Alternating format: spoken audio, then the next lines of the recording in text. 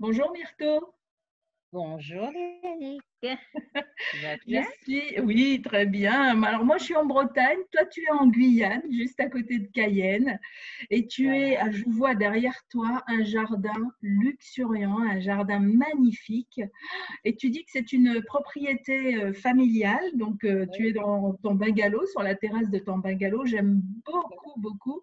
Ce terrain qui est familial, il est dans la famille depuis longtemps? Ah oui, ça fait des années. En fait, il nous a été donné par des ancêtres, des gens qui ont donné d'abord à ma maman, et puis bon, moi, je suis dessus. Voilà. Et donc, il a une histoire, ce terrain, parce que il appartenait à une dame dont les parents étaient aussi propriétaires, mais ces gens, ça remonte à l'esclavage, en fait.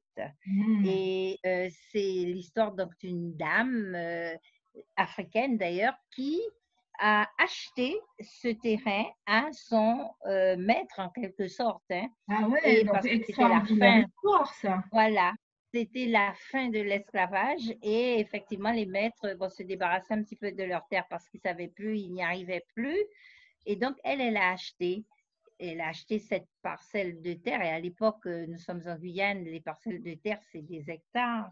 Eh Donc, oui. il ne reste plus que cette petite portion. Et la dame qui a donc donné à ma mère, cette dame, elle est née dessus, sur cette propriété. D'accord. Et est-ce que Et c'est cette donc, histoire familiale qui t'a guidé vers ton métier? Parce que ton métier, c'est chercheur associé des laboratoires Minéa. Tu vas nous expliquer ce que c'est, mais c'est surtout oui, docteur en langue et culture régionale. Donc, tu es une ambassadrice de la Guyane amazonienne. Est-ce que cette oui. histoire de ce terrain t'a finalement guidé vers ce métier que tu fais aujourd'hui? Je pense que c'est un des nombreux éléments du patchwork qui a constitué mon enfance, mon adolescence, qui m'a guidée vers cela. Parce que du même coup, effectivement, j'ai connu cette vieille dame-là. Je me souviens encore de ce qu'elle racontait, des histoires qu'elle racontait. Et donc, ça m'a inscrite profondément dans la culture guyanaise, dans l'histoire guyanaise, dans la façon dont les gens se comportaient avec la nature. Et je retiens beaucoup de choses comme ça. Mais j'ai eu aussi l'occasion de voyager ailleurs et d'être aussi, comme par hasard, inscrite un petit peu dans dans les mêmes dimensions, dans les mêmes perceptions du monde.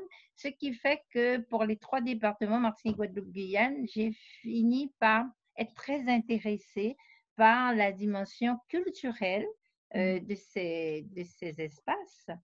Et du coup, bon, ben, j'ai travaillé dans ce sens et voilà. Et alors, ce côté chercheur associé des laboratoires Minéa, c'est quoi? Quel est ton rôle en tant que chercheur associé? Alors, au départ, quand je suis devenue, quand j'ai commencé mes études, j'étais avec le professeur Bernabé en Guadeloupe. Et effectivement, la dimension régionale, c'est-à-dire langue et culture régionale, c'était surtout le créole, l'appropriation du créole. Et donc, à cette époque, c'était les premiers pas du GIREC. Le GIREC est aussi un laboratoire de recherche à l'époque pour le créole, la langue créole. Et donc, bon, chemin faisant, j'ai évolué. Le GIREC a changé, il a changé de nom jusqu'à ce qu'il devienne le CRILACH.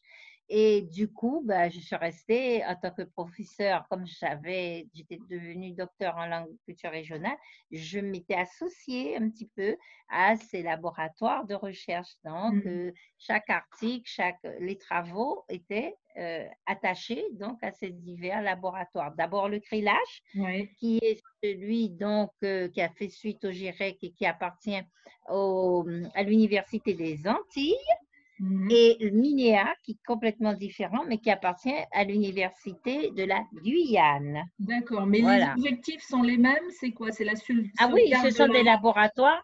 Oui, ce sont des ouais, c'est la laboratoires de sauvegarde de la recherche. culture et de la langue. Oui, culture, langue et plus largement, ça peut être sociologie, ça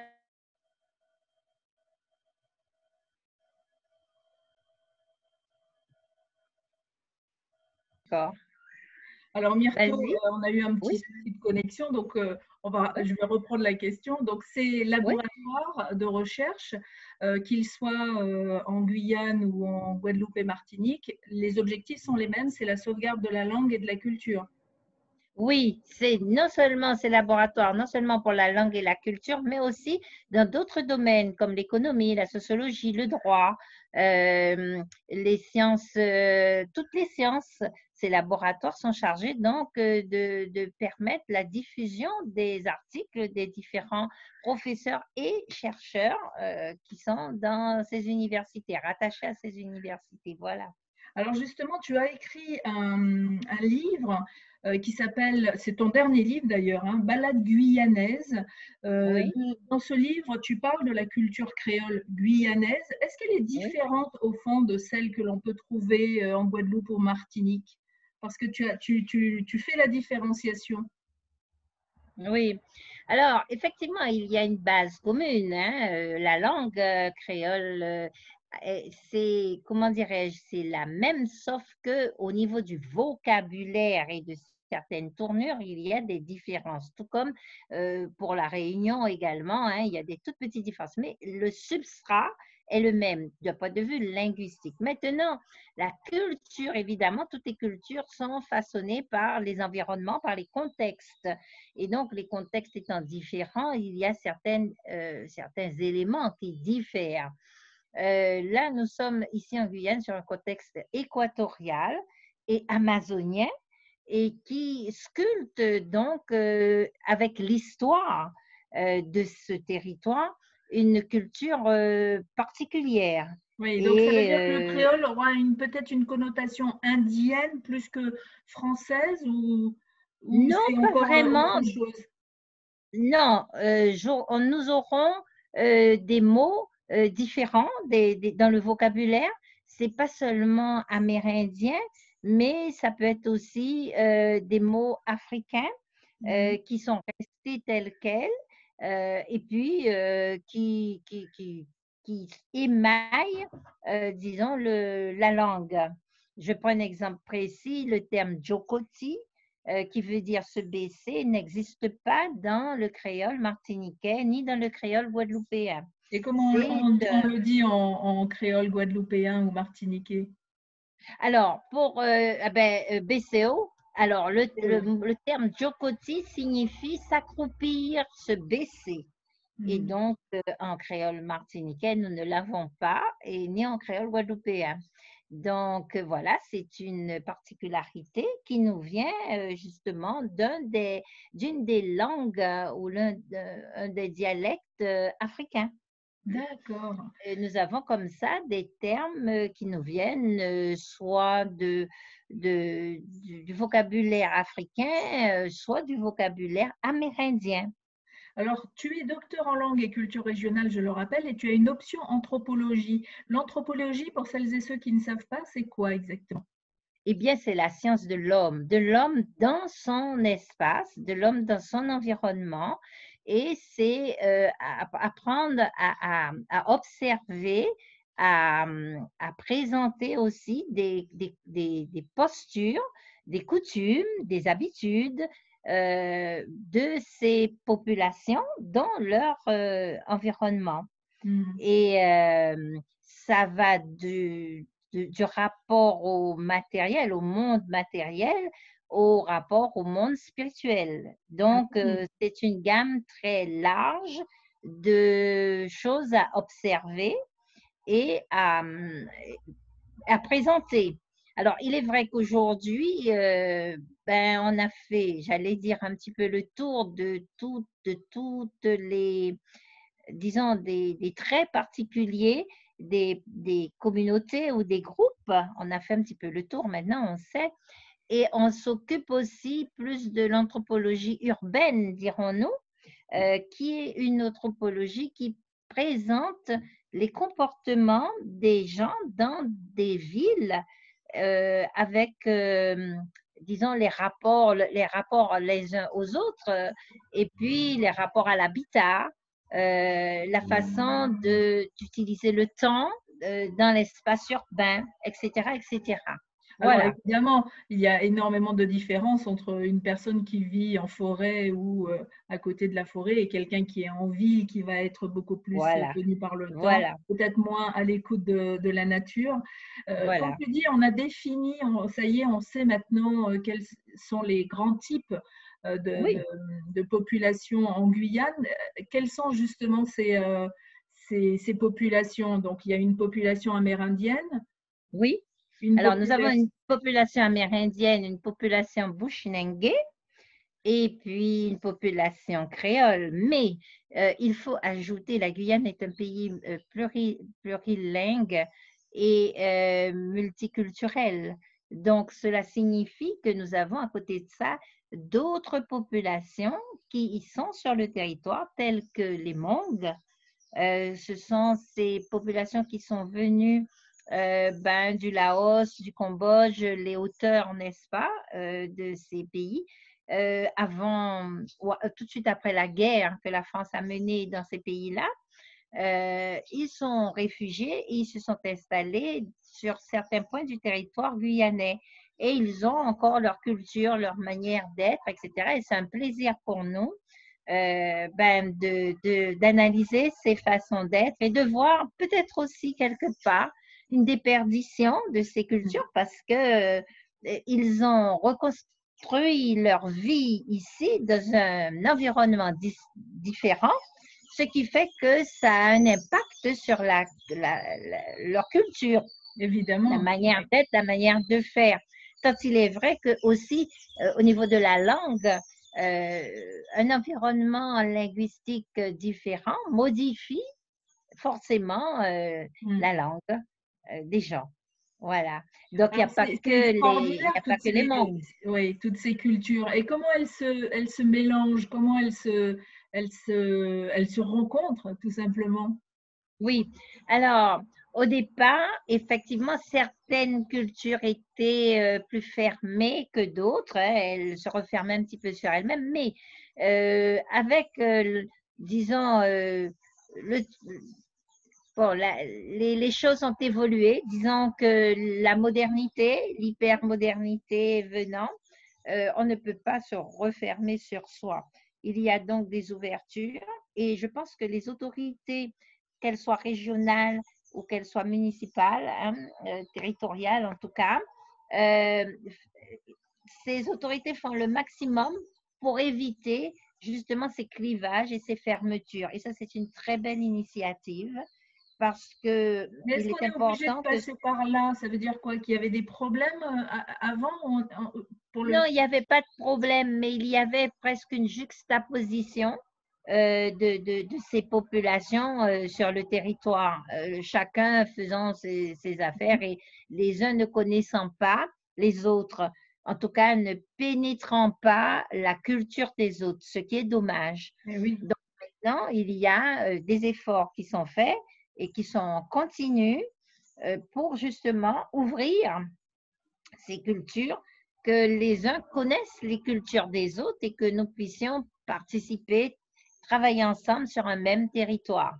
Et que Voilà, finalement, toutes ces ethnies, toutes ces populations forment un Guyanais, des voilà, Guyanais. voilà, tout à fait. C'est là l'objectif et le but que nous recherchons. Mais c'est vrai que le nombre de groupes est élevé, vraiment élevé, parce que nous avons aussi des groupes en provenance de l'Amérique du Sud. Oui, nous avons aussi bien des Péruviens que des Brésiliens, que des Vénézuéliens, enfin bref, Mm. voilà, c'est quand même très, très important. Alors toi, Myrto, tu voyages. Par exemple, l'année dernière, tu étais à Belém, au Brésil, Oui, et tu oui, as donné une série de conférences. Tu étais oui, invitée à une foire du livre, en fait. oui. Et est-ce que tu étais toute seule en guyanaise invitée ou il y en avait d'autres? Eh bien, cette fois-là, j'étais seule. Mais il y a eu d'autres foires du livre au Brésil où il y a eu d'autres auteurs guyanais qui ont été invités. La petite particularité, c'est que je suis allée à l'université fédérale euh, parce que comme je travaille un petit peu dans la même direction qu'eux. Ben, il y a des anthropologues aussi là-bas qui travaillent sur l'Amazonie. Donc, c'était un plaisir pour moi d'accepter l'invitation de l'Université fédérale du Para. Eh oui, Et parce que j'ai toi, fait pour toi, c'est aussi, très important d'être un peu la voix de cette, de la culture guyanaise. oui, oui, Hein. tout à fait, et d'échanger aussi parce que la culture brésilienne, en tout cas du Para, parce que ce sont pareil, nous sommes en Amazonie, mais nous sommes à plusieurs niveaux de cette Amazonie avec des relations différentes au départ parce que la colonisation était la portugaise, donc c'est une autre vision des choses et la proportion d'Amérindiens aussi est différente. Donc, il y a plein de paramètres qui sont différents, qui nous offrent une vue aussi plus large de cette Amazonie et de bien comprendre que ben, la Guyane, c'est l'une des Guyanes amazoniennes parce qu'il y a des Guyanes amazoniennes. Il n'y en a pas qu'une. Il n'y a pas D'accord. que la Guyane française. Autrefois, on disait la Guyane hollandaise, puis la Guyane anglaise. Ce sont les Guyanes. Il y a des Guyanes brésiliennes aussi. D'accord. Donc, en fait, Et chez les géographes, c'est comme ça. on ne dit plus maintenant Guyane française. Ça ne se dit Oui, plus. on dit Guyane Guyane française, mais à française. côté, avant, on disait Guyane hollandaise. Maintenant, on dit Suriname. On disait Guyane anglaise. Maintenant, c'est Guyana. Mais ça veut dire que il ne faut pas oublier que c'est le plateau des Guyanes. Il y a aussi une Guyane vénézuélienne. Hmm. Que d'un point de vue géologique, d'un point de vue environnemental, nous avons des caractéristiques particulières qui font que depuis le Brésil jusqu'au Venezuela, nous avons une série de Guyanes. Voilà. Oh là là, bah dis donc, j'apprends quelque chose parce que pour moi, la Guyane, c'est tellement loin. Et pourtant, euh, moi, je connaissais que le mot Guyane française et Guyane hollandaise. Je n'avais pas entendu les autres termes. Comment on fait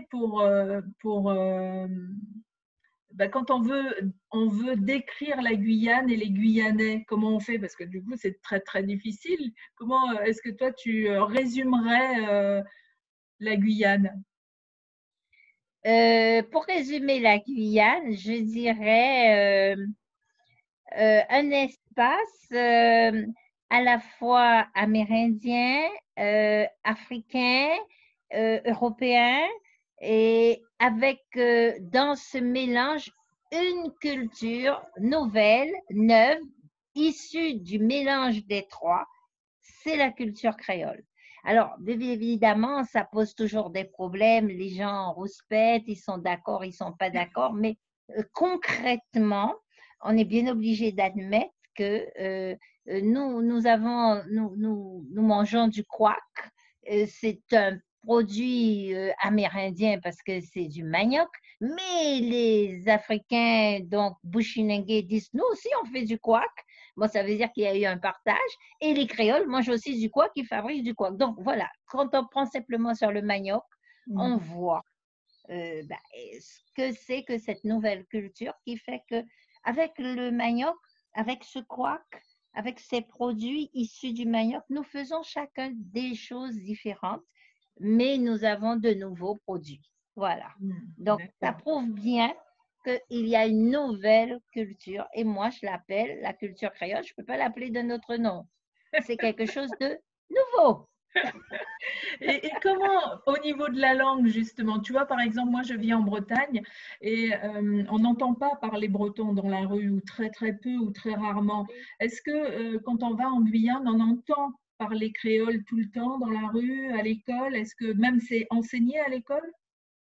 Alors, là, nous avons bien évolué, il y a bien des étapes. Au tout début, au sortir, donc, disons, de la colonisation, même, on va dire, tout de suite après la départementalisation qui s'est produite dans les années 46, 45, 46, au lendemain de la guerre, il y avait une volonté de la population de ne plus parler le créole, d'accéder à des postes le plus haut possible. Donc, un petit peu, si tu veux, grimper dans l'échelle sociale tel que le dit Bourdieu, tu vois.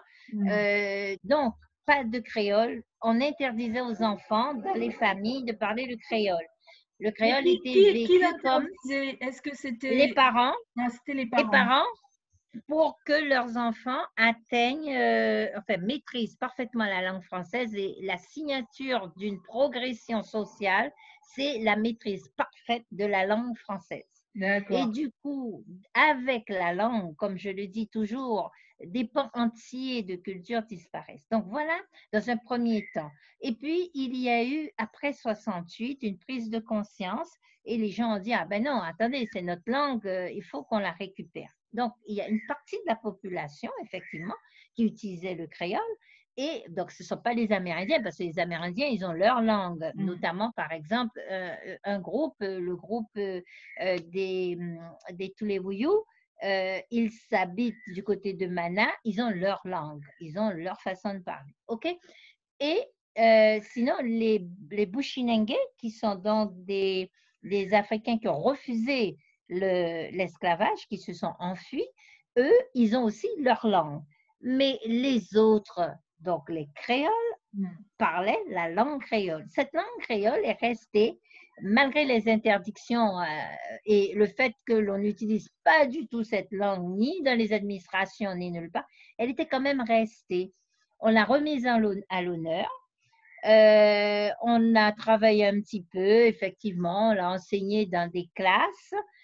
Et aujourd'hui, du fait du changement de population de la Guyane, la langue créole guyanaise diminue.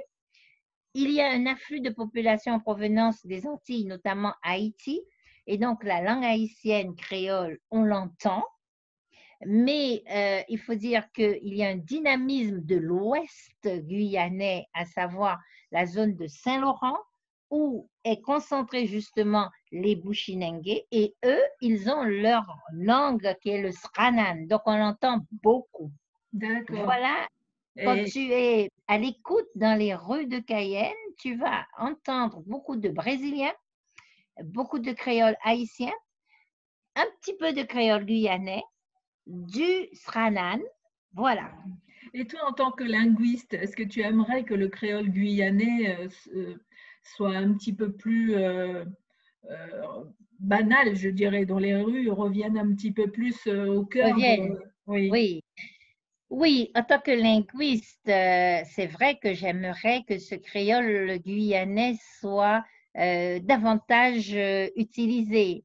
Mais nous sommes dans un territoire multilingue, donc nous sommes dans une situation délicate. Et par ailleurs, il y a ce que nous appelons la décréolisation qui est liée à à l'impact extraordinaire du français, un petit peu comme en Bretagne, tu vois. Moi, j'ai des cousins bretons qui ont milité pour que le breton reste la langue enfin, première. Et pourtant, bon, ça n'a pas fonctionné. Pourquoi? Ils ont du Parce mal, que c'est vrai. C'est vrai parce c'est que l'impact. alors on voit du breton sur les panneaux. Par exemple, Voilà, moi j'habite voilà, Finistère Sud, voilà. Finistère Sud, Finistère Nord, on voit beaucoup de panneaux en breton. Oui, Mais dès qu'on oui. arrive, par exemple, vers Paris, donc dans la région Ah de non. Rennes, on n'a plus de panneaux en breton. Les panneaux Ouais, sont plus souvent en français qu'en breton. Donc oui, c'est un voilà. problème Oui, mondial, hein, la langue, oui.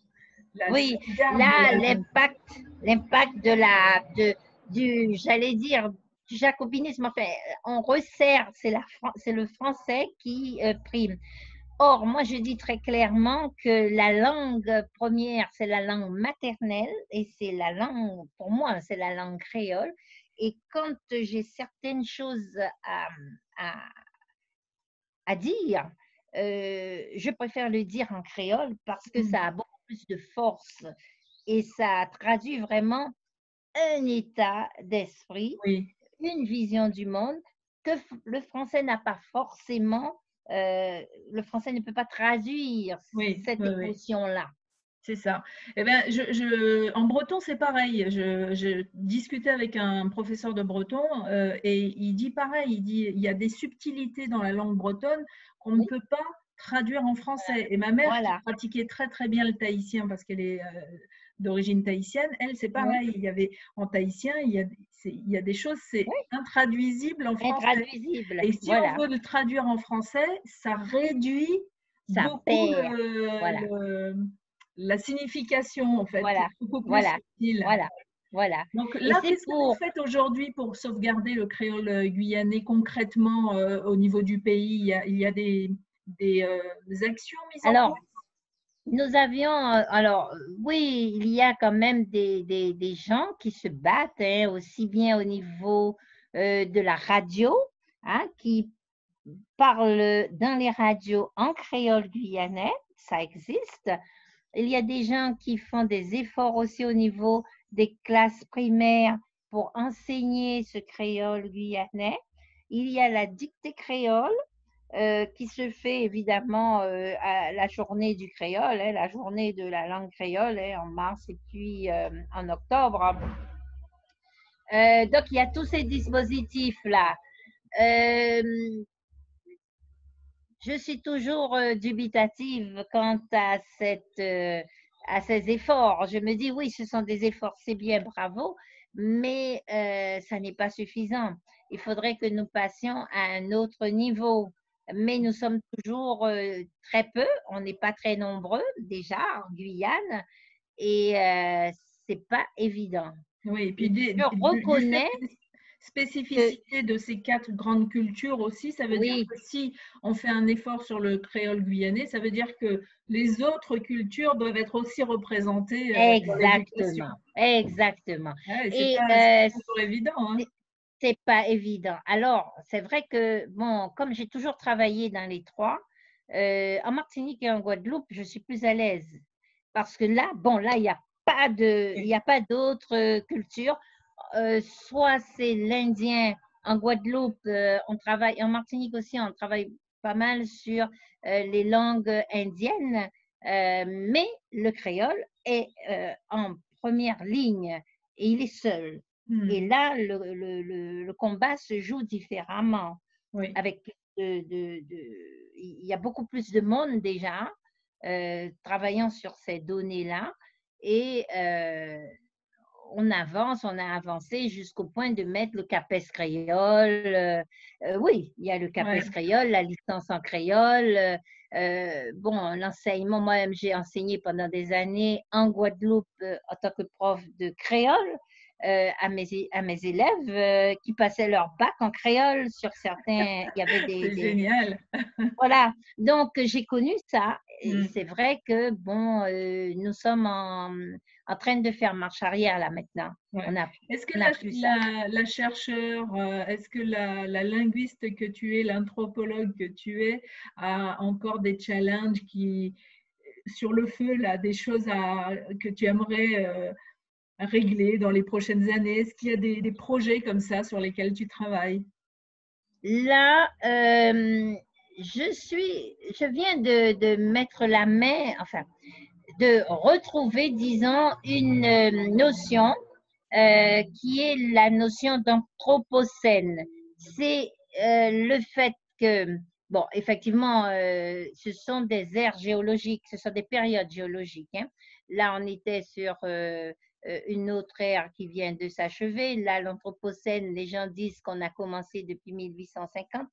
Moi, mon intérêt, c'est de voir quel est l'impact donc de cet anthropocène sur les cultures créoles, les cultures donc Martinique, Guadeloupe, Guyane, d'un point de vue linguistique et d'un point de vue culturel.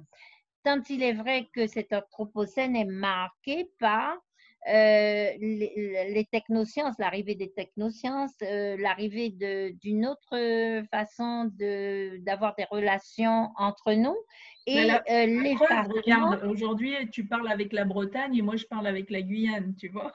Voilà, voilà. Et ça marque aussi un petit peu le déclin de ce qui a fait notre force, c'est notre environnement. Les cultures créoles sont surtout basées sur un rapport à, à l'environnement, au végétal par exemple, végétal animal, extrêmement puissant. Or, cet anthropocène n'a pas cessé justement de détruire cet environnement.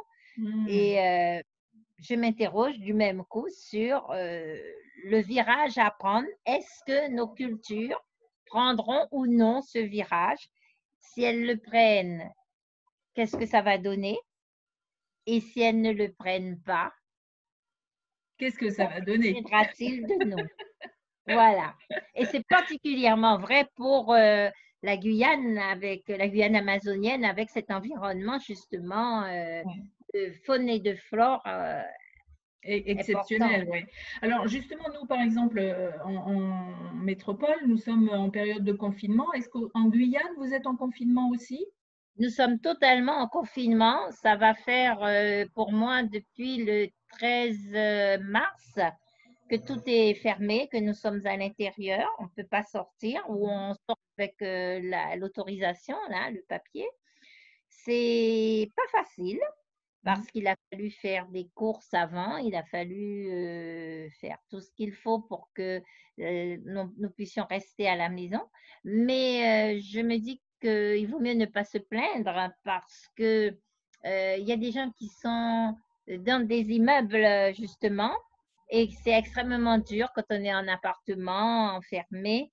C'est pas facile. Oui. Et justement, est-ce que tu penses que ce confinement, quelque part, quand tu parles de ce virage que les gens doivent prendre ou pas, est-ce que tu penses que ce confinement va aider à des prises de conscience essentielles sur la nature, le rapport de l'être humain avec la nature, etc. Et que justement, après le confinement, il y aura vraiment un changement? Est-ce que tu penses oui, je pense que ce chemin?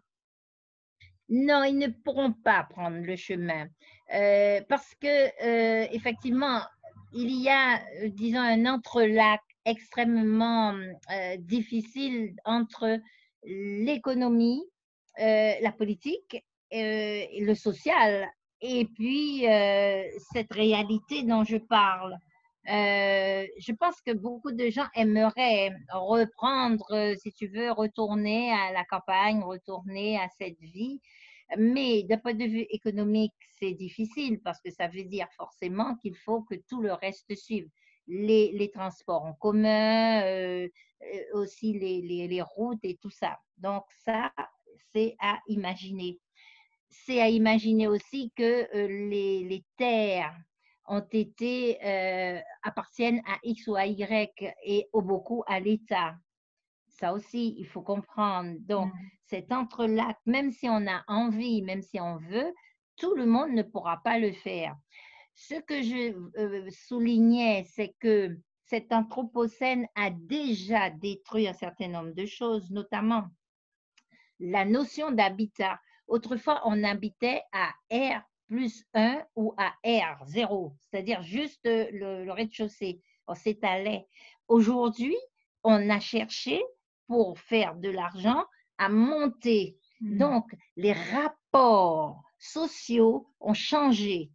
Voilà l'impact de l'anthropocène sur nous déjà. Nous avions l'habitude de vivre en connaissant le voisin, on sait qui c'est, on est en R0, bon, on voit le voisin à travers bon, les arbres, etc. Il n'y a pas de problème. Mais là, maintenant, c'est fini, c'est terminé.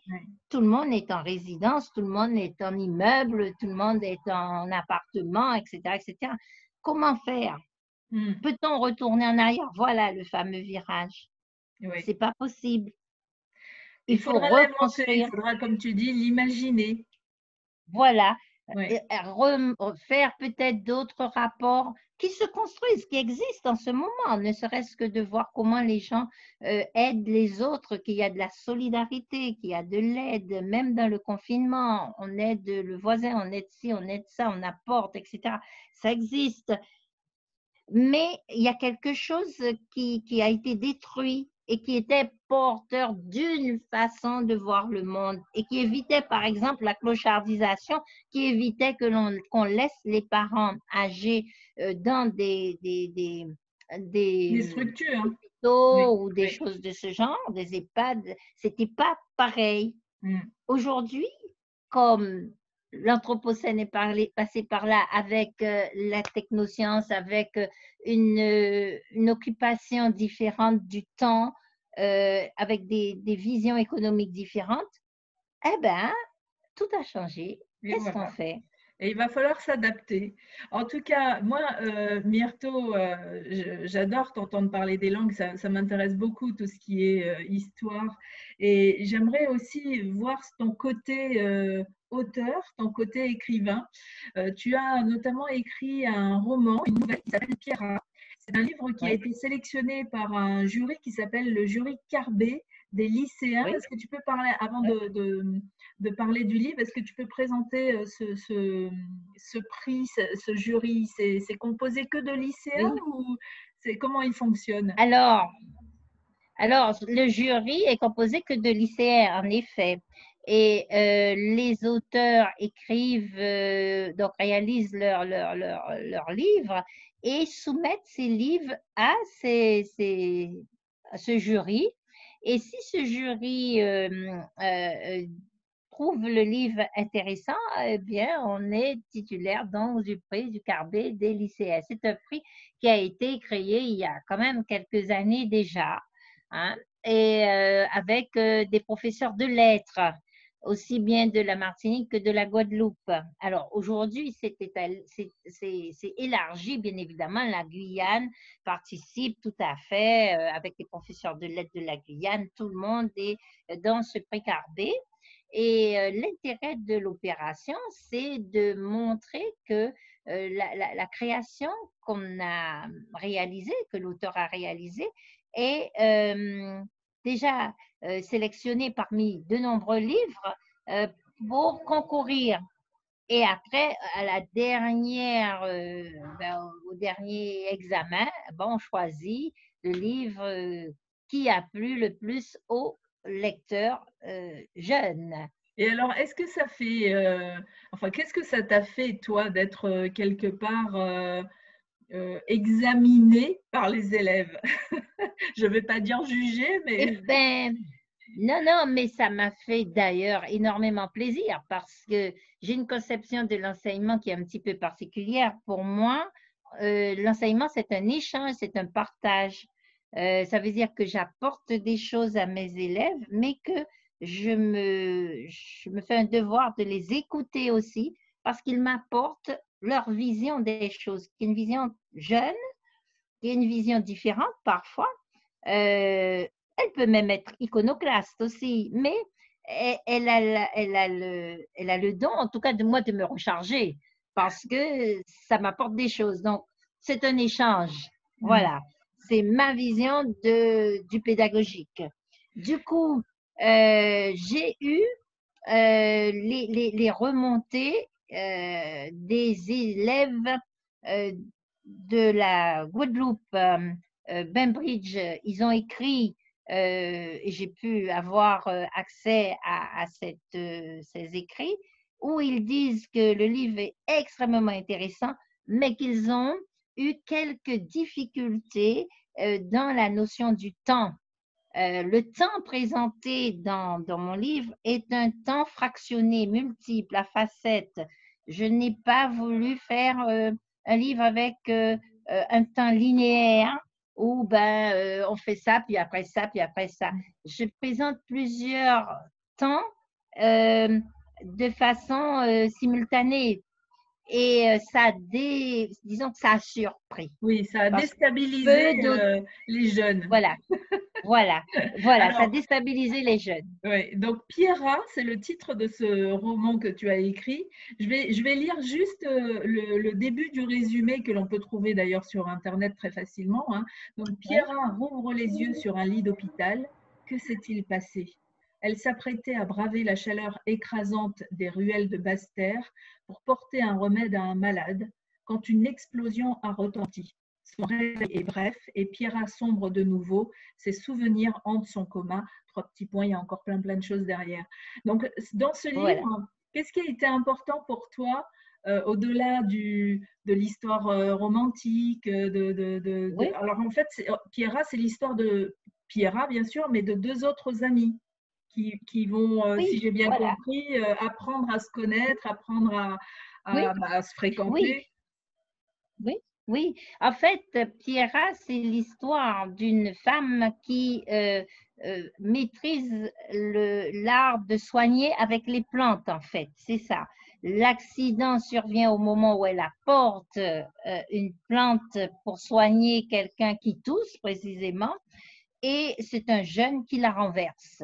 Donc, il y a eu une erreur qui s'est produite quand on a pris son sac, son carnet de téléphone, hein, de contact, et au lieu d'appeler son fils, alors qu'on croyait ferme qu'on appelait son fils, en fait, on a appelé un ami qui est parti tout de suite de la Guyane et qui est venu à son chevet là-bas en Guadeloupe.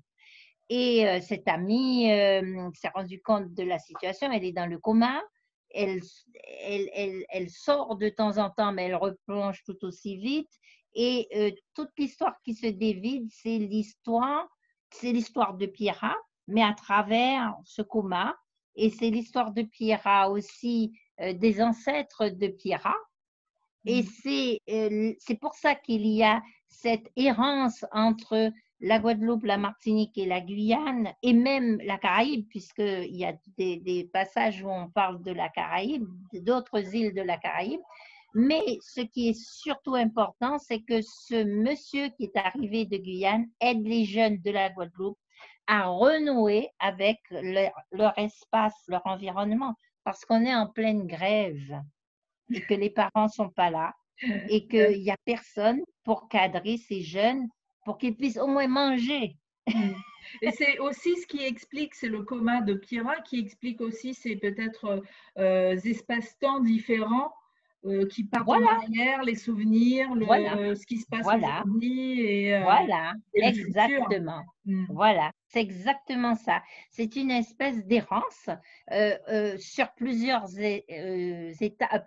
espaces-temps, en fait.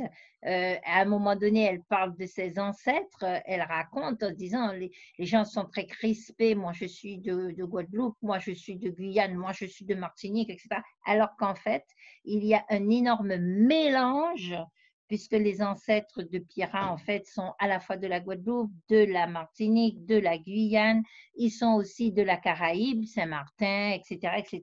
Donc, c'est un melting pot et c'est une leçon d'ouverture d'esprit, d'accepter l'autre et de dire que nous sommes tous un. Donc, Est-ce qu'il y essayer a, de profiler cette paix dont nous oui, avons tant besoin. ça c'est sûr. Est-ce qu'il y a un côté autobiographique dans ce roman? Un tout petit peu, oui, certains aspects. Oui, oui, certains aspects qui montrent, mais c'est vrai que c'est beaucoup de gens autour de moi sont dans cette situation avec des ancêtres en provenance de tous les coins, sans oublier bien évidemment les Amérindiens, parce que en Martinique, il y a aussi des Caraïbes qui sont les Amérindiens des îles, quoi. Mm. Donc, il y a beaucoup de gens dont les parents sont des Caraïbes. Alors, c'est un exercice très différent, le roman, la nouvelle et des écrits de chercheurs. Comment est-ce qu'on fait le lien? Ah oui, là, j'avoue que j'avais toujours, quand j'étais jeune, eu envie d'écrire. D'abord parce que j'avais rencontré tout au long de ma scolarité des gens qui étaient des écrivains. Mon professeur de philosophie n'est rien d'autre que Édouard Glissant. Qui est? Première terminale et terminale surtout, Édouard Glissant. Et c'était aussi mon proviseur parce qu'il était directeur de l'établissement dans lequel j'étais. Après, j'ai rencontré d'autres personnes qui écrivaient aussi.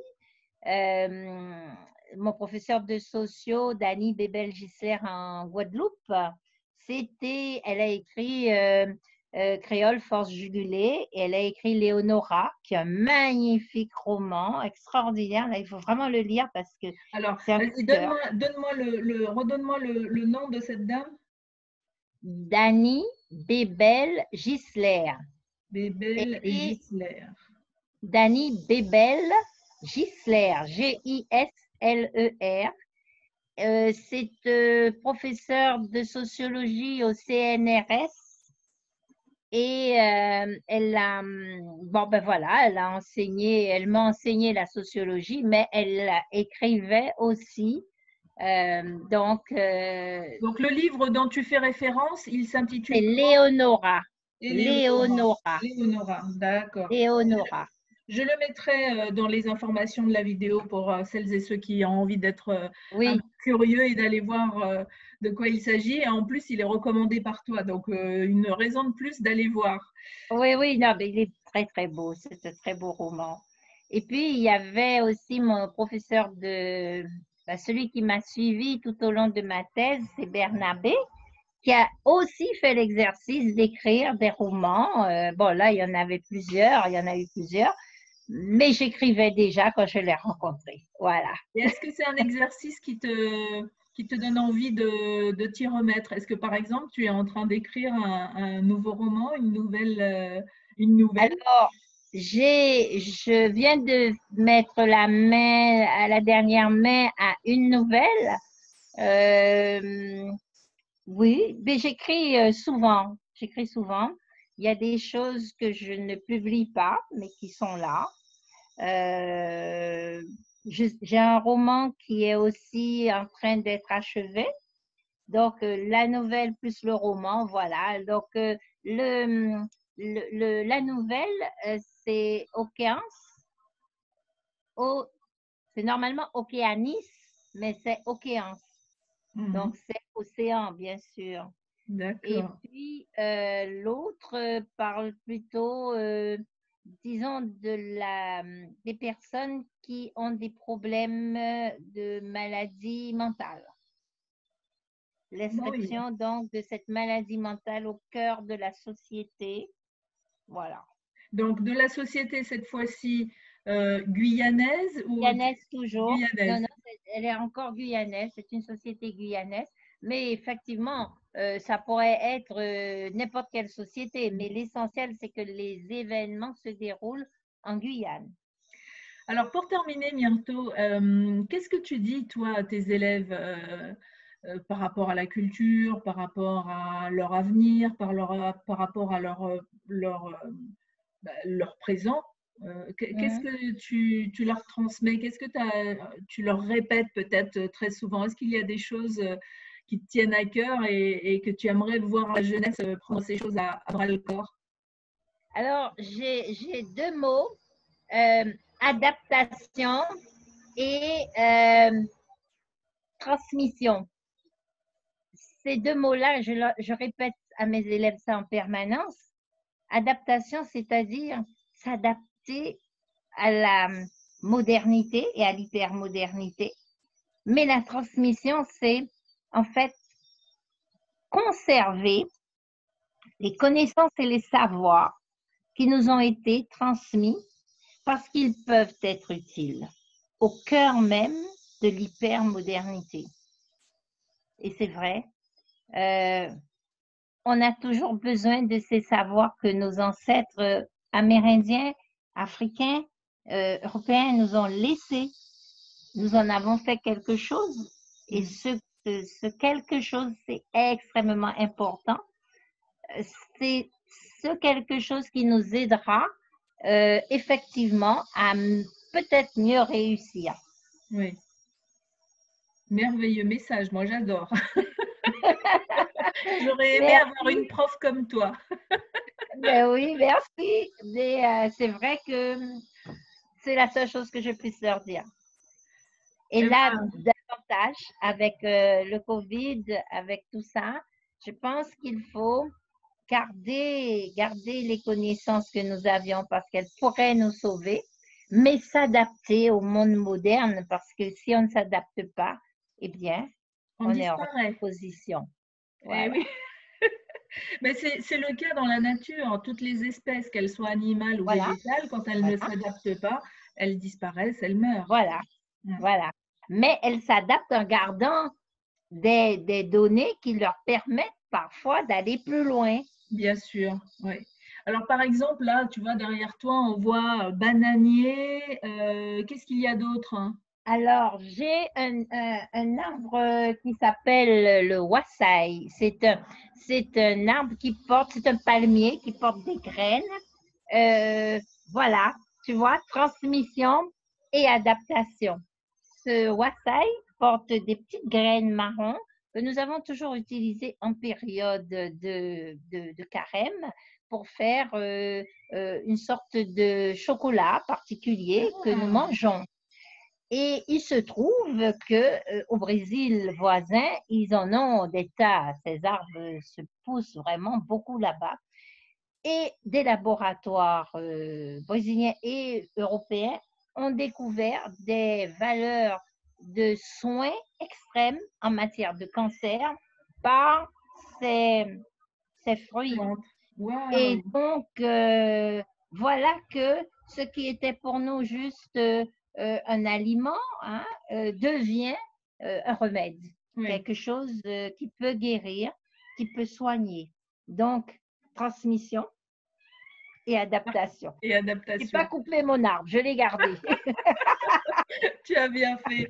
Merci, Myrto. Et je, je sais pas, j'ai envie de te dire, la prochaine fois que tu sors ton roman ou un autre livre, eh bien, tu m'envoies un petit Oui, message et puis on en parlera. Et ce sera d'accord. chouette aussi de voir comment vous vivez l'après-confinement. Est-ce que Oui, tu observes des choses qui ont changé? Est-ce que tu oui, observes même dans oui, la mentalité des choses qui changent? Ce serait oui, très intéressant de reparler de ça, ne serait-ce que dans un an, pourquoi pas. absolument. On verra. Donc, effectivement, rendez-vous dans un an pour voir. Peut-être que des choses auront changé. Qui Mm. sait? Mais elles vont changer, ça c'est certain. Après, on ne sait pas Ah oui, comment. voilà, ça c'est sûr. L'après ne sera pas comme l'avant. Ça, Oui. c'est certain. Mais bon, on verra. Merci mille fois, Myrto. Mais c'est moi qui remercie et puis à bientôt et À plein de bonnes bientôt. choses. Merci et bon courage. Merci.